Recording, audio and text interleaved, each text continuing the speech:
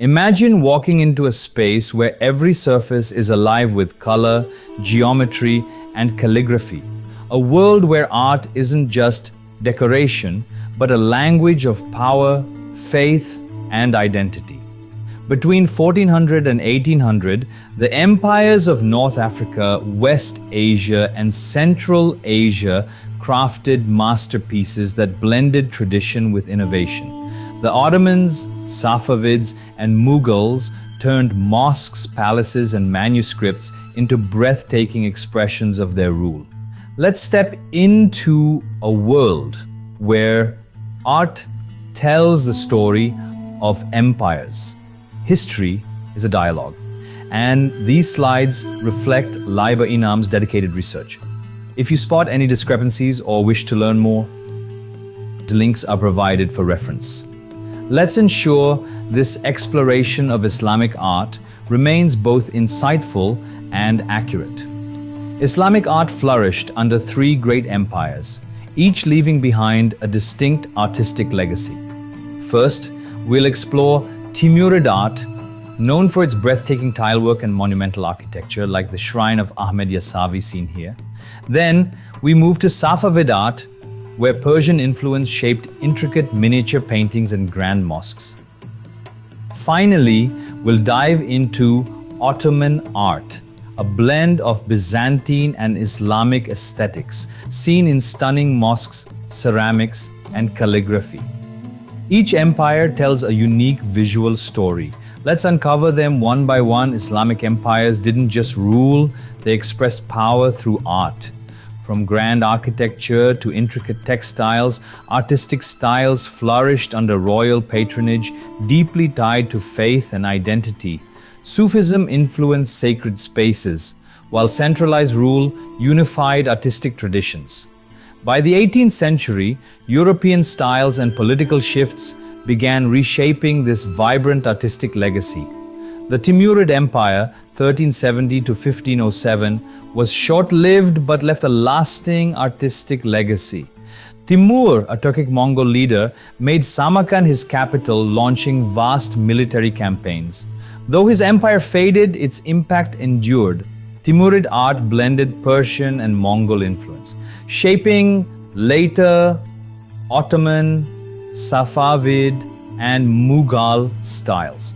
Monumental architecture, intricate manuscripts, and royal workshops flourished, making the Timurid era a golden age of creativity. A masterpiece of Timurid architecture, the shrine of Ahmad Yasavi is monumental in both scale and design. Its massive turquoise glazed dome, nearly 60 feet in diameter, is the largest brick dome in Central Asia. Timurid architects perfected the double-shell dome technique, creating a striking visual and structural marvel. The shrine's elaborate tile work with geometric patterns and Kufic inscriptions exemplifies Timurid ornamentation. More than just a tomb, this shrine symbolizes the fusion of faith, power, and artistic innovation. Creating a Persian manuscript was an art form in itself, requiring skill, patience, and precision. It began with burnishing handmade paper for a smooth surface. Next, natural pigments from plants, insects, and minerals were mixed with binders to create vibrant colors. The design was then sketched or transferred onto the paper. Colors were applied layer by layer, bringing the painting to life. Finally, the piece was perfected with delicate details and finishing touches, transforming it into a masterpiece of Persian artistry. Under Sultan Hussein Baikra, 1470 to 1506, the royal court became a cultural hub where art and literature flourished. At its heart was the Kitabkhana, a royal workshop that produced exquisite illustrated manuscripts and designs for textiles and metalwork. Alongside this, elite gatherings called Majlis brought poets, musicians, and intellectuals together to enjoy literature, music, and artistic masterpieces, creating a golden age of creativity. Kamal al-Din Behzad's masterpiece, The Seduction of Yusuf, is a visual symphony of storytelling and geometry. Inspired by Saadi's poetry and Jamie's verses, the miniature captures Yusuf fleeing Zulaikha through a maze-like palace of intricate stairs, closed doors, and rich ornamentation. The diagonal calligraphy acts as a guide, drawing the eye to the drama. Yusuf, cloaked in green with a radiant halo, symbolizes purity, resisting temptation in a scene that blends faith, poetry, and artistic genius. Rising from the chaos left by the Timurids, the Safavid Empire, 1501 to 1736, reshaped the Iranian plateau. In 1501, Ismail Safavi, just 14 years old, declared himself Shah and made Shiism the empire's official religion.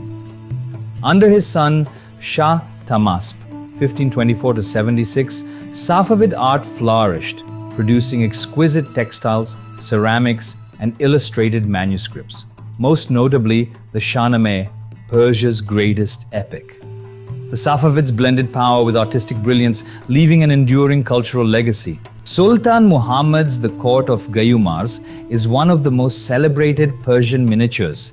It portrays Gayumars, the legendary first king of Iran, seated on a mountaintop, surrounded by a mystical world of lush colors. The angel Sorush warns his son, Siamak, of an impending plot, foretelling his tragic death at the hands of the Black Div, a demonic force. Hidden within the rock formations are the subtle faces of humans and animals, adding layers of symbolism to this breathtaking masterpiece. Safavid art reached new heights of sophistication, blending dense detail, fine brushwork, and vibrant color palettes. Sultan Muhammad, a master of the era, was praised for his awe-inspiring compositions. Inspired by Timurid traditions, Safavid artists created harmonious scenes where hues flowed seamlessly and gold and silver highlights added brilliance. This luminous, intricate style made Persian miniatures some of the finest artworks of the Islamic world. The Ardabil carpet is one of the finest and largest surviving Persian carpets, woven in 1539 to 40 CE by Maqsood Kashani, measuring 17 by 34 feet with 340 knots per square inch. Its craftsmanship is unmatched. The design features a radiant central medallion surrounded by 16 oval cartouches and 2 hanging lamps, creating a mesmerizing symmetry. Intricate arabesque patterns fill the field, while a Persian couplet by Hafiz at one end adds poetic depth. Made from 10 colors of hand-knotted wool on silk, this masterpiece reflects the pinnacle of Safavid textile art. Naqshi Jahan Square in Isfahan is a grand Safavid masterpiece, designed as the heart of political, religious, and commercial life. Flanked by Ali Kapu Palace, the Sheikh Lotfola Mosque, the Jami Abbasi Mosque, and the bazaar entrance, this vast square reflects the Safavid vision of unity between power, faith, and trade. Once a site for royal ceremonies and public gatherings, it remains one of the world's most stunning architectural ensembles. Shah Abbas transformed Isfahan into the Safavid capital, strategically located along key trade routes. His vision centered around Naqshi Jahan Square, a grand urban space uniting commerce, politics, and religion. The square was lined with 2-story shop arcades, hosting state ceremonies and markets, while a 2-kilometer covered bazaar connected it to the old city. With over 100 service buildings, including caravanserais, mosques, and hospitals. Isfahan became a symbol of Safavid power and innovation. Standing proudly on the southern side of Naqshi Jahan Square, Masjid-i-Shah is a masterpiece of Safavid architecture. Built in the traditional 4:1 plan, its grand dome and twin minarets define the skyline. The entrance is designed at a 45-degree angle, aligning the mosque with Mecca.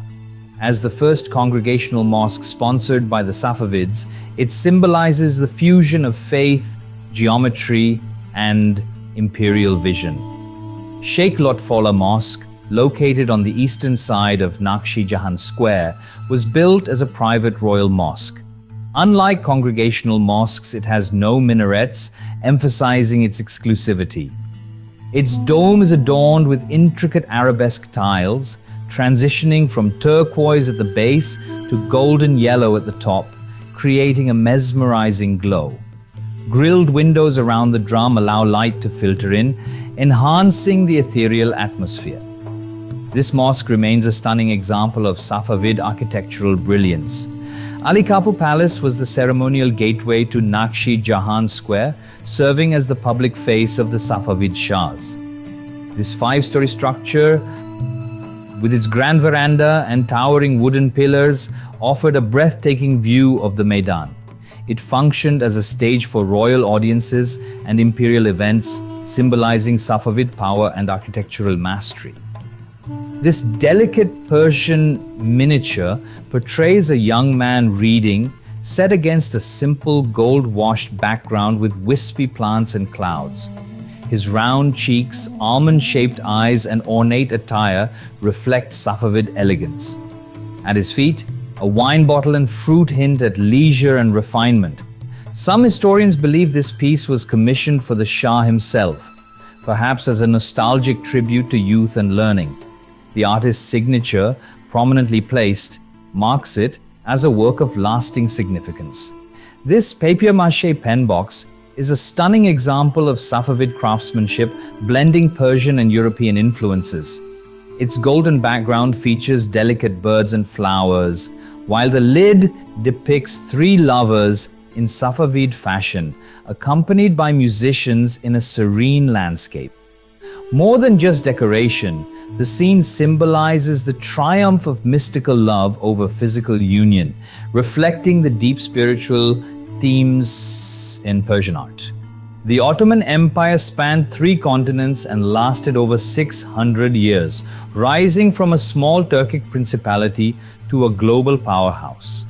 At its peak under Sultan Suleiman I, 1520 to 1566, the empire thrived through military strength and a merit-based bureaucracy. The 16th century marked the golden age of Ottoman art and architecture, shaping the iconic styles we associate with the empire today. The togra was the ultimate symbol of Ottoman imperial authority, a calligraphic emblem used to authenticate official documents. This illuminated tugra of Sultan Suleiman I showcases intricate designs and rich pigments, emphasizing its prestige. More than just a signature, it represented the Sultan's absolute power and the empire's unity, blending artistic refinement with political authority. Designed by Mimar Sinan, the Mosque of Selim is a masterpiece of Ottoman architecture. Featuring a centralized dome plan, its massive lead-covered dome dominates the skyline. 4 towering minarets frame the nearly square courtyard, leading to an awe-inspiring prayer hall. Unlike heavily ornamented mosques, this design emphasizes spatial harmony, natural light, and architectural grandeur, showcasing Sinan's genius at its peak. The Mosque of Selim is a stunning fusion of Islamic and European architectural influences. Its dome rests on 8 squinches, adorned with muqarnas and supported by 8 massive piers, forming an elegant octagonal structure. Inspired by Byzantine and Roman designs, particularly the Hagia Sophia, the mosque also shares elements with Italian Renaissance churches, reflecting a shared Mediterranean heritage. This masterpiece by Mimar Sinan showcases the perfect harmony between spatial engineering, light, and artistic refinement. Iznik represents the pinnacle of Ottoman ceramic artistry, blending Chinese porcelain influences with Ottoman aesthetics. Made in Iznik, these ceramics featured a white slip glaze, vibrant colored designs, and a glossy finish. Patterns of serrated leaves and blooming flowers emerged from royal workshops in Istanbul, symbolizing refinement and luxury. Highly admired for its beauty and quality, Iznik became a prized export to Europe and beyond. Once a thriving industry, Iznik was produced in high volumes, ranging from bowls and vases to architectural tiles. However, by 1600, production declined due to destructive fires, health hazards like lead poisoning and malaria, and economic shifts within the empire. Eventually, Iznik was abandoned, marking the end of its legendary ceramic tradition. Despite this, Iznikware remains a prized symbol of Ottoman artistic excellence. Bursa was the heart of Ottoman textile production, supplying silk and luxurious fabrics to the empire. Brocaded silks and velvets, known for their vivid colors and bold patterns, were crafted in royal workshops in Istanbul, while bureaucrats regulated their quality and price. These high-end textiles featured supplemental silk warp threads, intricate velvet pile techniques, and shimmering gold or silver embroidery, showcasing the artistic and technical mastery of Ottoman weavers. This brocaded velvet bolster cushion exemplifies Ottoman luxury textiles, featuring bold central medallions, intricate floral patterns, and niche-like motifs. The hyacinths and carnations symbolize prosperity, while the rich crimson and gold hues enhance its regal appeal. Edge designs were crucial, marking the cushion as a sign of wealth and status in Ottoman interiors.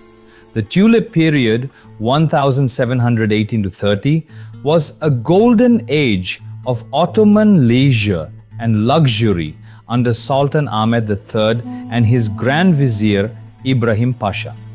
This era saw a tulip obsession among the elite, a boom in commodity culture, and French-inspired trends in fashion and design. Architecture became more delicate and ornamental, with elegant fountains, garden pavilions, and waterfront estates. Public life flourished, with grand spectacles and nighttime festivities, making this a truly opulent and extravagant chapter in Ottoman history.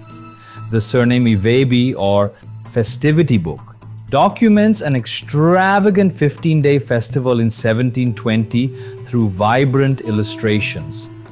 The event was a grand spectacle featuring lavish processions, acrobatic performances, mock military battles, and dazzling fireworks.